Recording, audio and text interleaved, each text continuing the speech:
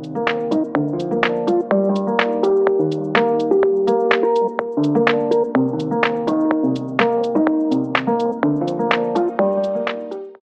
everyone, welcome to Our Small Footprint. Today is day 3 of our daily vlogs that we've been doing in regards to kitchen work, prep work, freezer work for a monthly shop with a large family off-grid.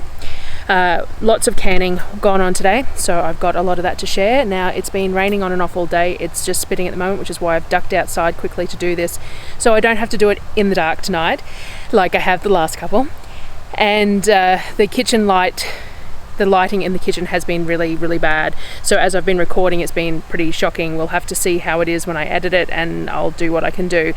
Candy, a viewer, purchased a gift for us via Amazon as solar light fixture that can go up on, that we put up above our kitchen bench, and it's fantastic, except that there's been no sun. So the little solar panel and battery has not been getting charged. We need to figure out a slightly different spot to put it, I think, but it's not working at the moment. It's just not enough sun hitting that panel to charge the battery, so that's unfortunate. I've been using my little lamp as much as I can, but juggling camera, kitchen and lamp, it's just not necessarily working. So we'll see how it is when I edit it all up. But anyway, I hope you enjoy watching today's episode, today's day of stuff, whatever you want to call it, and I will see you again tomorrow. Enjoy. Today's breakfast was a really nice and simple one. I make a Malay style dal in bulk and I freeze it in portions, and then we buy these rotis that are raw frozen from Costco that we use when we need something quick. I started off the day processing our apples, so I use this nifty little spiralizer thing, which I'll put a link to in the description, and spiralize the apples for whatever we're using it for. It just makes it quicker. We don't peel our apples for canning. I don't see the need, but some people do, and this spiralizer does have an attachment that can peel them as you're spiralizing them, but I don't have it attached because I don't want the kids peeling their apples either. I'd prefer that they were eating the fibre and that comes with the skin when they're eating them.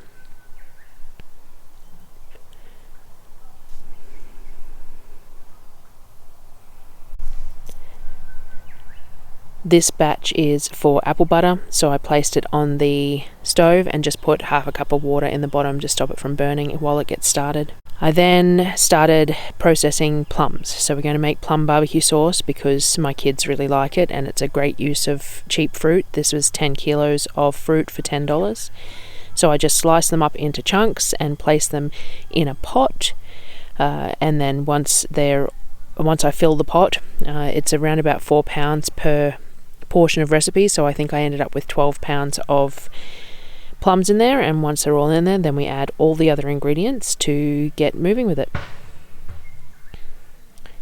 I had to stop and stir the apples to make sure that they're not burning. It's something that I did regularly throughout the day to make sure that nothing burnt to the bottom while I was making the apple butter.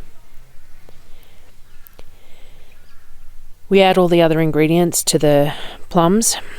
So there's some sugar. It says the recipe calls for brown sugar, so I just used raw sugar with some molasses because I didn't have any brown sugar made up, and that's basically how I make my brown sugar anyway.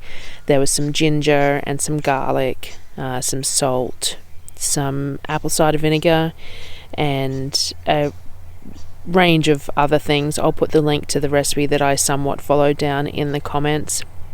It's a sweet and spicy one, this one. You can add more heat to it if you want. I didn't add much in the way of heat because it kind of has a bit of spice just from its own natural ingredients, and when I added the chili flakes we found it all just a little bit too much, or the kids did, and they're the ones who eat sauce the most. I'm not actually a particularly big sauce eater.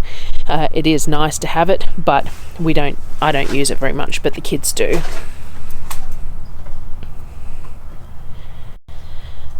Back to stirring the apple butter, and I put some caramel coffee syrup on the stove to cook as well for our iced coffees.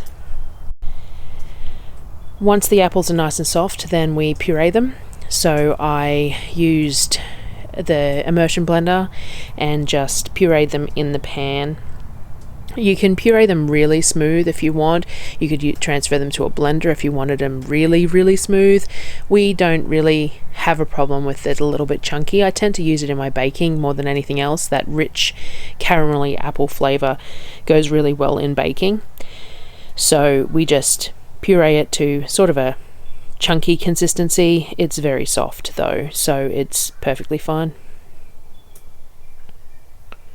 I then had to puree the plums as well, so that I don't chop up the plums too small when I first put them in because they cook down very quickly. So I just throw it all in, and then once the pan gets going and everything's warm, I use the immersion blender directly in the pan and I puree them into the sauce and then let it cook down and thicken up, and as needed I will go back with the immersion blender and give it a whiz as every now and again to if I've missed any chunks and to give it that smooth texture as it's thickening.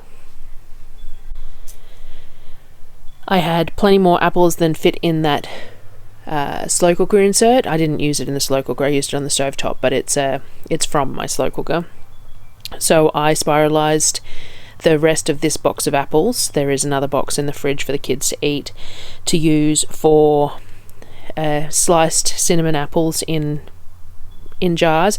We use it for apple pie filling or just about anything.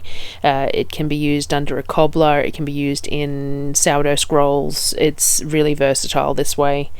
I just add a tiny bit of sugar to help with colour and some lemon juice and cinnamon. That's it basically, and a bit of water just to give it some liquid in the bottom. And then we just let it cook for a little bit till it absorbs some of that liquid. I then threw all the cores and the pits from the plums into the steam juicer to make some juice out of that. The kids can have it, or Darryl. I don't really drink juice, but it was a good use of the pieces, and then all the pulp and stuff can then go to the chickens.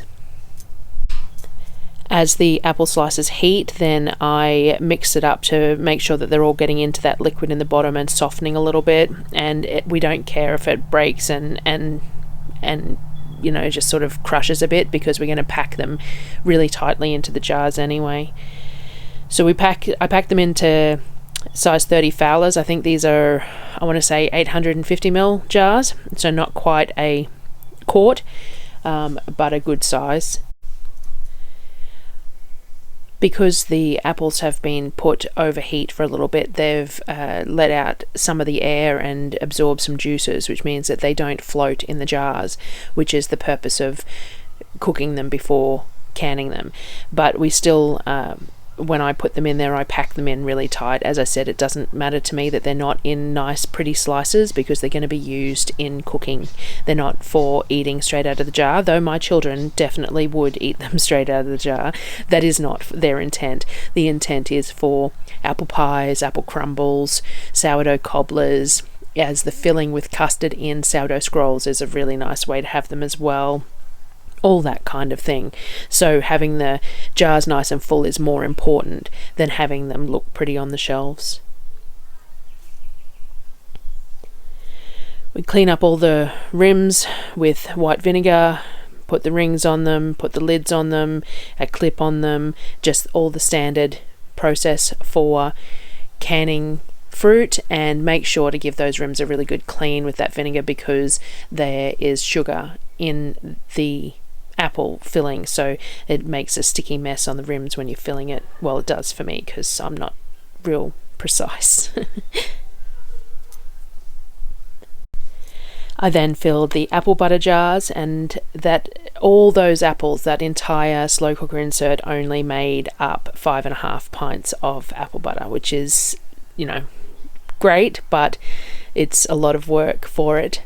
I think I need to get myself a couple more really big pots so that I can make much larger quantities at a time for things like this.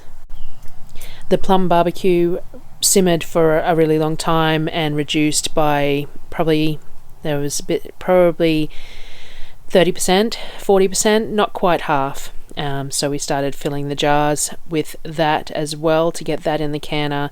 I used a range of jars for this. They're half pint ball mason jars, some 250ml lug lid jars, and I had some old jam jars with new lids as well that I think are about 350ml. They're the Aldi jam jars that the kids really like.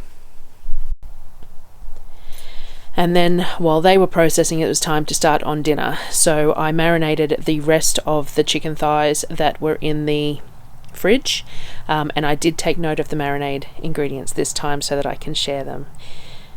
And then we cooked some of them and the rest went in the fridge to be cooked tomorrow. And we had it all sliced up with stir-fried vegetables and noodles. These are pre-bought noodles from Aldi. Again, it's at the beginning of the month. We use a lot of this pre-bought type stuff to make things easier until such time as I get everything else processed. After dinner and before I cleaned up the kitchen, I made sure to make some flatbread for tomorrow so that we can use some of those chicken thighs that I'm going to have to spend time cooking off tomorrow for breakfast and lunch, so that it just made it a bit easier. So my standard sourdough flatbread, and then I had to feed my starter so that I could use it again the next day. And the starter had been stored in the fridge, so it was very thick and it'll take a little while for the flatbread dough to rise. So I used a good amount of that in the dough because it's been a bit cool overnight as well. And we store it in these 4.5 litre Kmart fake Tupperware containers. I find these a really good size for my dough for overnight. Rarely do they explode over the top, though it has been known to happen. And this was the result of the canning for the day. All the pretty jars ready to be cleaned up and put on the shelf tomorrow.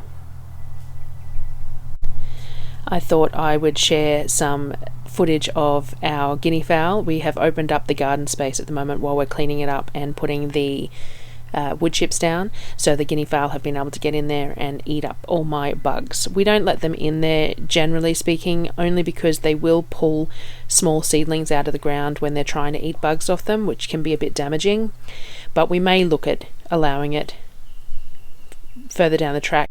But thank you for joining me again today, and I hope I've given some inspiration on things that you can do, and I will see you again tomorrow.